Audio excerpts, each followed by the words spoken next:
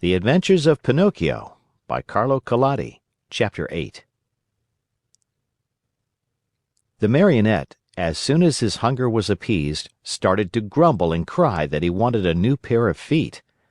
But Master Geppetto, in order to punish him for his mischief, let him alone the whole morning. After dinner he said to him, "Why should I make your feet over again? To see you run away from home once more?" "I promise you," answered the Marionette, sobbing, "that from now on I'll be good." "Boys always promise that when they want something," said Geppetto. "I promise to go to school every day, to study and to succeed." "Boys always sing that song when they want their own will." "But I am not like other boys. I am better than all of them, and I always tell the truth. I promise you, Father, that I'll learn a trade, and I'll be the comfort and staff of your old age." Geppetto, though trying to look very stern, felt his eyes fill with tears and his heart soften when he saw Pinocchio so unhappy. He said no more, but taking his tools and 2 pieces of wood, he set to work diligently. In less than an hour the feet were finished, 2 slender, nimble little feet, strong and quick, modeled as if by an artist's hands.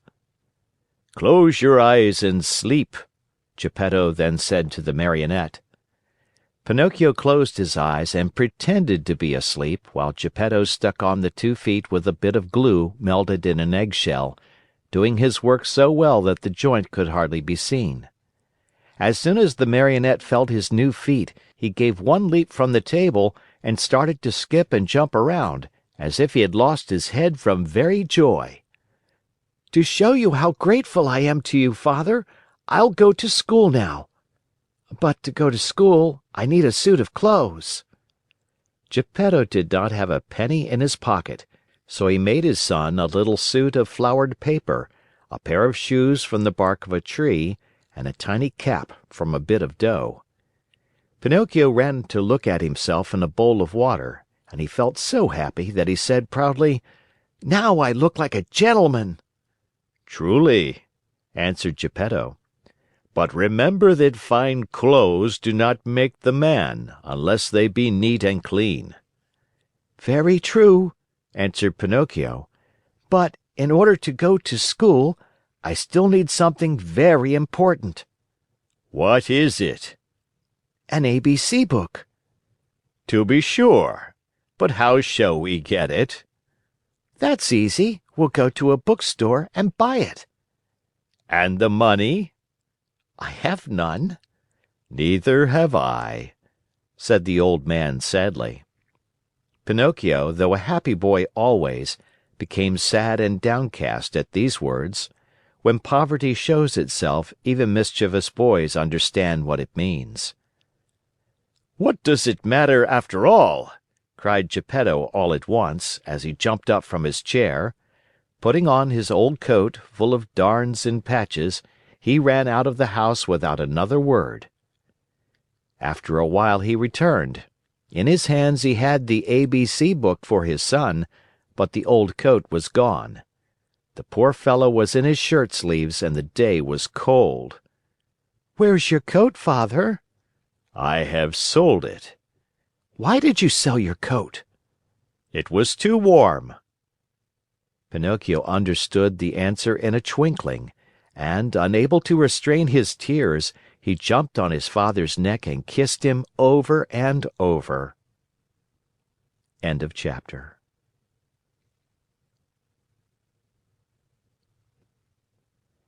The Adventures of Pinocchio by Carlo Collodi. Chapter 9.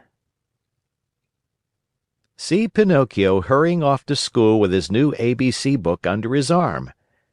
As he walked along, his brain was busy planning hundreds of wonderful things, building hundreds of castles in the air. Talking to himself, he said, "In school today, I'll learn to read, tomorrow to write, and the day after tomorrow I'll do arithmetic. Then, clever as I am, I can earn a lot of money. With the very first pennies I make, I'll buy Father a new cloth coat. Cloth, did I say? No, it shall be of gold and silver with diamond buttons. That poor man certainly deserves it, for, after all, isn't he in his shirt sleeves because he was good enough to buy a book for me? On this cold day, too. Fathers are indeed good to their children." As he talked to himself, he thought he heard sounds of pipes and drums coming from a distance. Peep, peep, peep, peep, peep, peep. Zoom, zoom, zoom, zoom. He stopped to listen. Those sounds came from a little street that led to a small village along the shore. What can that noise be? What a nuisance that I have to go to school. Otherwise... There he stopped, very much puzzled. He felt he had to make up his mind for either one thing or another. Should he go to school, or should he follow the pipes?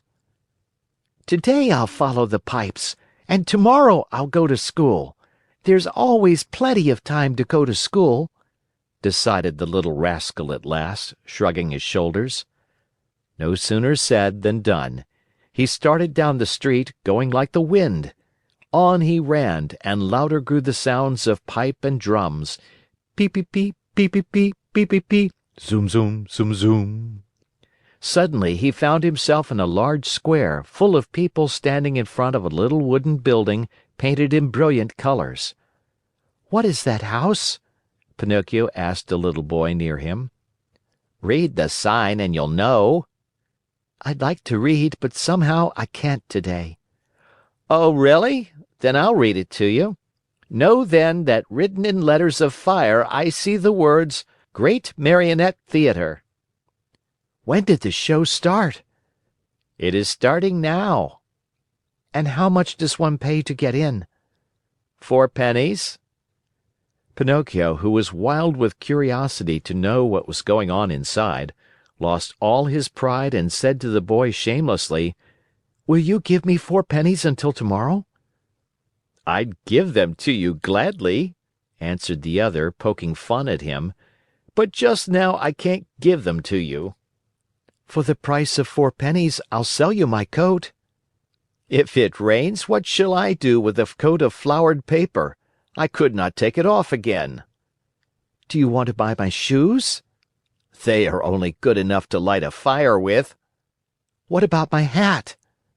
"Fine bargain indeed, a cap of dough. The mice might come and eat it from my head." Pinocchio was almost in tears. He was just about to make one last offer, but he lacked the courage to do so. He hesitated, he wondered, he could not make up his mind. At last he said, "Will you give me 4 pennies for the book?" "I am a boy and I buy nothing from boys," said the little fellow with far more common sense than the Marionette. "I'll give you 4 pennies for your ABC book," said a ragpicker who stood by. Then and there the book changed hands. And to think that poor old Geppetto sat at home in his shirt sleeves, shivering with cold, having sold his coat to buy that little book for his son. End of chapter.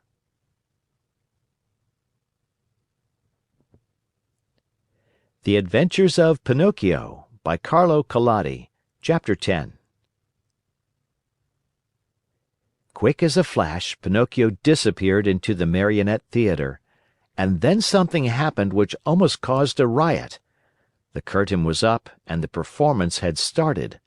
Harlequin and Pulcinella were reciting on the stage, and, as usual, they were threatening each other with sticks and blows. The theater was full of people, enjoying the spectacle and laughing till they cried at the antics of the 2 marionettes. The play continued for a few minutes, and then suddenly, without any warning, Harlequin stopped talking. Turning toward the audience, he pointed to the rear of the orchestra, yelling wildly at the same time, "Look! Look! Am I asleep or awake? Or do I really see Pinocchio there?" "Yes, yes, it is Pinocchio!" screamed Pulcinella. It is!" shrieked Signora Rosaura, peeking in from the side of the stage. "It is Pinocchio! It is Pinocchio!" yelled all the Marionettes, pouring out of the wings. It is Pinocchio! It is our brother Pinocchio! Hurrah for Pinocchio!" "Pinocchio, come up to me!" shouted Harlequin. "Come to the arms of your wooden brothers!" At such a loving invitation, Pinocchio, with one leap from the back of the orchestra, found himself in the front rows.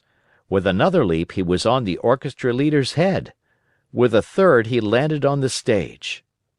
It is impossible to describe the shrieks of joy, the warm embraces, the knocks, and the friendly greetings with which that strange company of dramatic actors and actresses received Pinocchio. It was a heart-rending spectacle, but the audience, seeing that the play had stopped, became angry and began to yell, "The play! The play! We want the play!" The yelling was of no use, for the Marionettes, instead of going on with their act, made twice as much racket as before, and, lifting up Pinocchio on their shoulders, carried him around the stage in triumph. At that very moment, the director came out of his room. He had such a fearful appearance that one look at him would fill you with horror. His beard was as black as pitch, and so long that it reached from his chin down to his feet. His mouth was as wide as an oven, his teeth like yellow fangs, and his eyes two glowing red coals.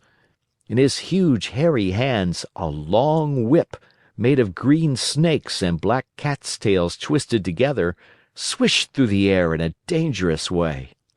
Oh, at the unexpected apparition, no one dared even to breathe. One could almost hear a fly go by. Those poor Marionettes, one and all, trembled like leaves in a storm. "Why have you brought such excitement into my theater?" the huge fellow asked Pinocchio with the voice of an ogre suffering with a cold. "Believe me, your honor, the fault was not mine." "Enough! Be quiet! I'll take care of you later." As soon as the play was over, the director went to the kitchen, where a fine big lamb was slowly turning on the spit. More wood was needed to finish cooking it. He called Harlequin and Pulcinella and said to them, "Bring that Marionette to me. He looks as if he were made of well-seasoned wood. He'll make a fine fire for this spit." Harlequin and Pulcinella hesitated a bit. Then, frightened by a look from their master, they left the kitchen to obey him. A few minutes later they returned, carrying poor Pinocchio, who was wriggling and squirming like an eel and crying pitifully, "Father, save me! I don't want to die! I don't want to die!" End of chapter.